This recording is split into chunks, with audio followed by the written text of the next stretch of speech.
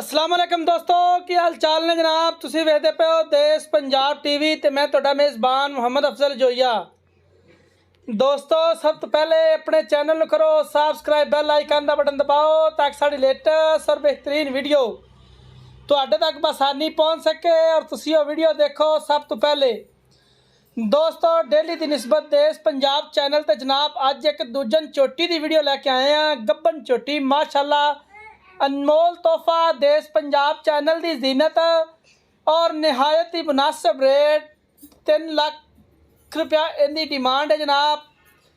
इहदे मुहब्बत ते प्यार इंशाल्लाह मौके की निस्बत होएगा। गब्बन चोटी है, दूसरा वारा सुंदी है, एवरेज रिकॉर्ड 18 किलो, 3 लाख रुपया इस चोटी की फाइनल डिमांड। इहदे लाड़ प्यार एवं 19 तो 20 का इंशाल्लाह करवावांगे। दोस्तों वीरां दी नज़र है चोटी खूबसूरत अनमोल तोहफा।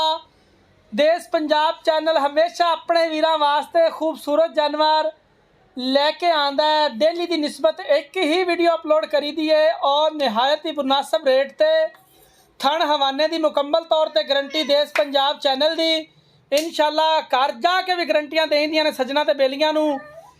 ये वाहद एक देश पंजाब चैनल है जिंदे ते हर तरह की गारंटी अवेलेबल होंदी है। बाकी जनाब फेक झूठ कहना कुछ करना कुछ, तुन्नी कौड़ी तो बिल्कुल साफ है। चोटी की नस्ल जात बड़ी प्योर खास नीली ठाड़ दी दरिया दे विच टुरन फिरन वाली जनाब एक कूंज है। बड़ी खूबसूरत सोहना पावर वाला थन, नीली के 2 बटन हवाने के उपर मौजूद वीरां भरावां की नज़र की है जनाब।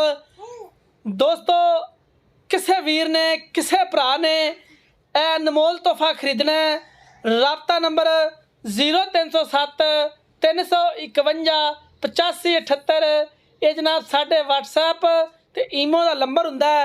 इस नंबर पर जनाब तुसी कॉल करनी है। ये अनमोल तोहफा जनाब असी वीरां भरावां वास्ते रोकांगे और नहायत ही मकूल रेट है जनाब। इस चोटी का डिमांड कोई नहीं, वक्त की मुनासबत और जो मार्केट का अजकल रेट चलता पाया कोई डिमांड नहीं। उम्मीद है वीडियो पसंद आएगी।